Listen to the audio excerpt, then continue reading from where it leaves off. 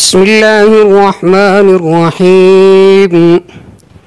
ومن الناس من يقول آمنا بالله وباليوم الآخر وما هم بمؤمنين۔ سورۃ البقرہ ہم نے شروع کیا تھا۔ ہم نے کہا کہ سورۃ البقرہ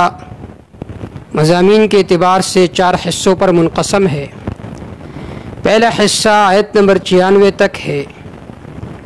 پھر پہلا حصہ 3 ابواب پر مشتمل ہے۔ پہلا باب آیت نمبر 20 تک ہے، یا ایھا الناس اعبدوا ربکم الذی خلقکم تک۔ اس کے اندر فرق ثلاثہ کا تذکرہ ہے۔ پہلے فریق کا ذکر آیت نمبر 5 تک مکمل ہوا، منعوم علیہم کا۔ دوسرے فریق کا ذکر ان الذین کفروا سواء علیہم اانذرتہم، ان 2 آیتوں میں ذکر ہوا۔ ومن الناس من یقول آمنا باللہ، یہاں سے تیسرے فریق کا ذکر ہے جو کہ منافقین ہے، اور اس کے صفاتوں کو بہت زیادہ ذکر کیا، چونکہ یہ ایک ایسا دشمن تھا جو چھپا ہوا دشمن تھا۔ بظاہر اپنے آپ کو دوست ظاہر کرتے تھے، لیکن در پردہ اور حقیقت میں وہ آپ صلی اللہ علیہ وسلم کے دشمن تھے۔ اس وجہ سے اللہ رب العزت نے ان کے بہت سارے برے صفات ذکر کیے ہیں کہ ان سے بچے رہو۔ وَمِنَ النَّاسِ مَن يَقُولُ آمَنَّا بِاللَّهِ وَبِالْيَوْمِ الْآخِرِ وَمَا هُمْ بِمُؤْمِنِينَ، بعض لوگوں میں سے وہ ہے جو کہتے ہیں ہم اللہ رب العزت کے ذات پر ایمان لا چکے ہیں اور آخرت کے دن پر ایمان لا چکے ہیں۔ وَمَا هُمْ بِمُؤْمِنِينَ، اللہ رب العزت ارشاد فرماتے ہیں کہ حقیقت میں یہ لوگ مومن نہیں ہے، صرف زبان سے کہتے ہیں کہ ہم ایمان لا چکے ہیں، لیکن حقیقت میں وہ مومن نہیں ہے۔ وَمِنَ النَّاسِ مَن يَقُولُ آمَنَّا بِاللَّهِ، علماء تفسیر نے ذکر فرمایا ہے، علامہ ابن کثیر رحمہ اللہ نے، کہ ای من الاوس والخزرج، اوس اور خزرج میں سے بعض منافقین ایسے تھے جو زبانی دعویٰ کرتے تھے کہ ہم مومن ہیں، لیکن حقیقت میں وہ مومن نہیں تھے، کیونکہ ایمان کہتے ہیں کہ آپ کا دل اور آپ کے زبان میں موافقت ہو، کہ اگر آپ صرف زبان سے اقرار کرتا ہے لیکن حقیقت اور درپردہ آپ کے دل میں کفر چھپا ہوا ہے تو یہ ایمان نہیں ہے۔ ایمان کہا جاتا ہے کہ آپ کے دل اور آپ کے زبان دونوں میں موافقت موجود ہو۔ اس وجہ سے علماء تفسیر نے ذکر فرمایا ہے کہ نفاق کسے کہتے ہیں، تو علامہ ابن کثیر رحمہ اللہ فرماتے ہیں اظہار الخیر، کہ نفاق کہتے کہ آپ خیر کی بات کو ظاہر کرے اور جو شر کی بات ہے اس کو چھپائے، یہ ہے نفاق۔ اور بعض علماء نے، علامہ ابن جریر رحمہ اللہ نے منافق کی تعریف یہ کی ہے، المنافق یخالف قولہ فعلہ وسرہ مشہدہ ومخرجہ مدخلہ، کہ منافق اسے کہا جاتا ہے کہ جس کا جو ظاہر ہے وہ باطن کے خلاف ہو، جو کچھ اس کے دل میں ہوتا ہے وہ اس کے زبان پر نہیں ہوتا۔ زبان پر تو دعویٰ کرتا ہے محبت کا،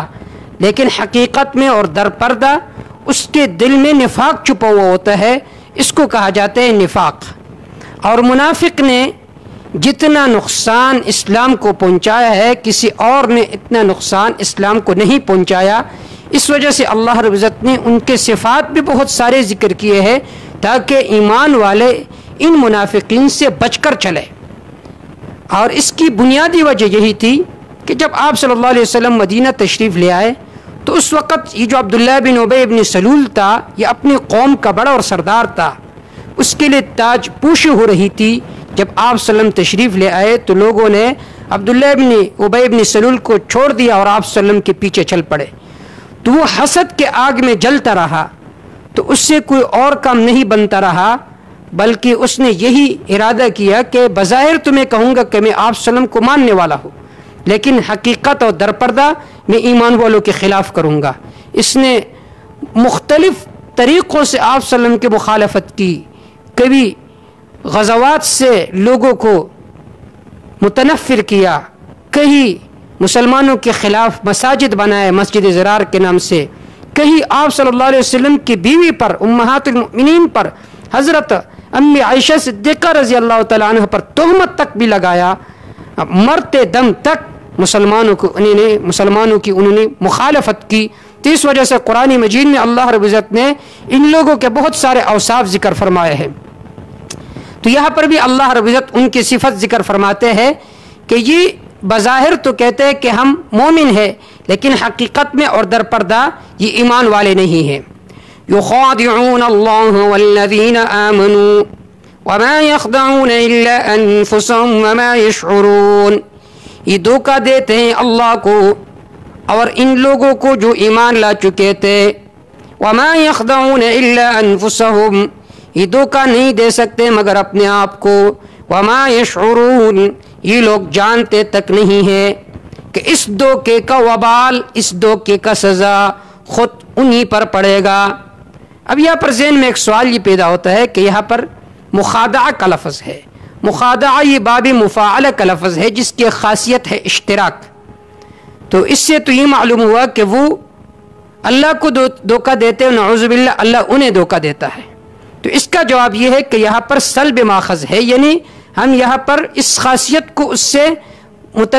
نفی کر دیتے اس خاصیت کو اس سے، کہ یہاں پر بغیر خاصیت کے یہ باب مفاعلہ کا لفظ ذکر ہے۔ جیسا کہ عرب بھی کہتے ہیں کہ عاقب الامیر اللصہ، کہ بادشاہ نے چور کو سزا دی، تو یہاں پر مشارکت نہیں ہے جانبین کی طرف سے، اسی طرح یہاں پر بھی مشارکت نہیں ہے۔ دوسرا سوال یہاں پر یہ پیدا ہوتا ہے کہ دھوکہ تو آدمی اس آدمی کو دے سکتا ہے کہ جو آنے والے باتوں سے خبر نہ ہو، جبکہ اللہ رب العزت تو عالم بذات الصدور ہے، یہاں پر کیسے وہ ان کو دھوکہ دیتے ہیں؟ تو اس کا جواب یہ ہے کہ مفسرین نے یہاں پر بہت ساری توجیحات ذکر کی ہے۔ بعض حضرات نے فرمایا کہ یخادعون اللہ فی زعمہم، وہ اللہ کو دھوکہ دیتے اپنے گمان کے مطابق۔ دوسرا جواب بعض حضرات نے یہ ذکر فرمایا کہ یہاں پر اصل میں ہے یخادعون رسول اللہ، کہ وہ اللہ کے رسول کو دھوکہ دیتے ہیں، کیونکہ اللہ کے رسول کو دھوکہ دینا اللہ کو دھوکہ دینا ہے، اس وجہ سے یہاں پر اللہ رب العزت نے اپنا نام ذکر فرمایا کہ یخادعون اللہ۔ اور تیسرا جواب بعض حضرات نے یہ فرمایا کہ یہاں پر واو تفسیریہ ہے کہ اللہ کو دھوکہ دیتے ہیں، یعنی ایمان والوں کو دھوکہ دیتے ہیں کہ انہوں نے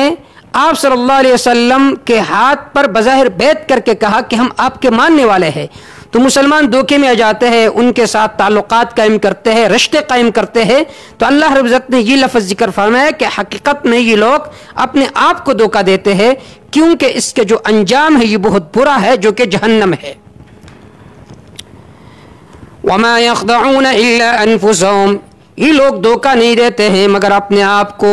وما يشعرون، اور انہیں پتہ تک نہیں ہے۔ فی قلوبہم مرض، ان کے دلوں میں مرض ہے نفاق کا۔ فزادہم اللہ مرضا، اس کے دو توجیحات ہیں۔ ایک توجیہ یہ کہ جملہ دعائیہ ہے کہ اللہ ان کے اس مرض میں اور اضافہ عطا فرما دے، اور دوسرا جواب یہ ہے کہ فزادہم اللہ، یہ ماضی کا صیغہ ہے کہ فزادہم اللہ مرضا، بس اللہ ان کے مرض میں اور اضافہ عطا فرماتا ہے۔ اب یہاں پر ذہن میں ایک سوال پیدا ہوتا ہے، جب کوئی آدمی بیمار ہو جاتا ہے تو ہونا تو یہ چاہیے کہ وہ ہسپیٹل میں داخل ہو جائے تاکہ اس کے علاج ہو جائے، تو یہاں پر تو ہونا یہ چاہیے تھا جب یہ لوگ بیمار ہے عقیدے کا تو علاج کا کوئی نسخہ ذکر کرنا چاہیے تھا، جبکہ یہاں پر اللہ رب العزت نے جملہ دعائیہ ذکر کیا کہ اللہ ان کے مرض میں اور اضافہ عطا فرما دے۔ تو اس کا جواب یہ ہے کہ یہاں پر ایک لفظ مقدر ہے، وہ مانو کہ وَلَمَّا لَمْ يُعَالَجُوا بِمُعَالَجَةِ النَّبِيِّ صلی اللہ علیہ وسلم، جب انہوں نے آپ صلی اللہ علیہ وسلم کا جو ذکر کردہ نسخہ تھا اس کے مطابق انہوں نے اپنا علاج نہیں کروایا تو فزادہم اللہ مرضا، اللہ نے ان کے مرض میں اور اضافہ عطا فرمایا۔ جیسا کہ آپ اگر کسی ہسپیٹل میں داخل ہو جائے اور پھر آپ اسی ڈاکٹر کو گالی دے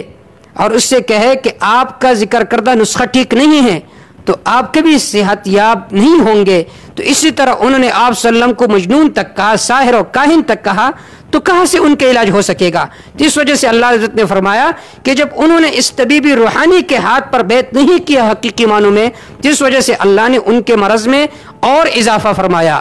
وَلَهُمْ عَذَابٌ أَلِيمٌ، ان کے لیے عذاب ہے علیم دردناک، بما كانوا يكذبون، بسبب اس کے کہ یہ لوگ جھوٹ بولتے ہیں، جھوٹ کہتے بھی ہے اور جھوٹ بولتے بھی ہے، اس وجہ سے اللہ رب العزت نے ان کے مرض میں اور اضافہ عطا فرمایا۔ اللہ رب العزت قرآن مجید کی سمجھ عطا فرمائے۔ وما توفیق الا باللہ۔